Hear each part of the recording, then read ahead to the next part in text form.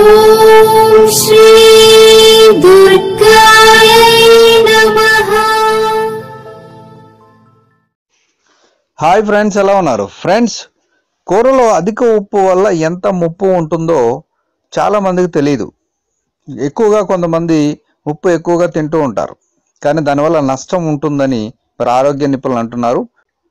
ఉప్పు మనం తీసుకునే ఆహారంలో అత్యంత ప్రధాన పాత్ర పోషిస్తుంది. అయితే దాన్ని మోతాదులో తీసుకుంటే ఆరోగ్యం, లేకపోతే అనారోగ్యమే. 40% సోడియం, 60% క్లోరిన్ ఉండే ఉప్పు శరీరాన్ని ఆరోగ్యంగా ఉంచడంతో పాటు సమర్థవంతంగా పనిచేసేటట్టు చేస్తుంది. రక్త ప్రసరణ సాఫీగా సాగేటట్టు చూడటమే కాకుండా కండరాలు ఉత్సాహంగా పనిచేసేలా ఉంచుతుంది.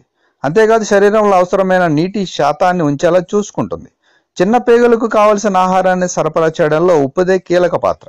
మరి అంతటి ప్రాధాన్యత కలిగిన ఉప్పు తగు మోతాదులో తీసుకోకపోతే సమస్యలు తప్పవని వైద్యులు హెచ్చరిస్తున్నారు. మరీ ముఖ్యంగా చిన్నారుల ఆహారంలో ఉప్పును మోతాదులో వాడకపోతే వారికి అనారోగ్యాన్ని కొని తెచ్చిన వాళ్ళం అవుతామని చెబుతున్నారు. 1 నుంచి 3 సంవత్సరాల లోపు చిన్నారులకు రోజు తీసుకున్న ఆహారంలో 2 గ్రాములు, 4-6 వయసులో ఉన్న చిన్నారులకు 3 గ్రాములు, 7-10 వయసు ఉన్న పిల్లలకు 5 గ్రాములు, 11 సంవత్సరాల పైన వయసున్న పిల్లలకు 6 గ్రాముల ఉప్పు ఉండేలా చూడాలని వైద్యులు చెబుతున్నారు.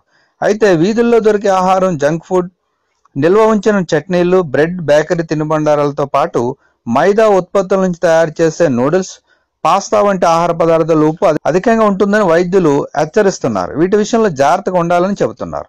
ఇక ఆహారంలో ఉప్పు శాతం మోతాదుకు మించి తీసుకుంటే దీర్ఘకాలంలో పిల్లలకు హైపర్ టెన్షన్, తరచూ తలనొప్పి, ఏకాగ్రత లోపించడం, బుద్ధి మందగించడం, హార్మోన్ల సమన్వయ లోపంతో పాటు మరికొన్నిసార్లు డయాబెటిస్ కు సైతం దారి తీయొచ్చని హెచ్చరిస్తున్నారు.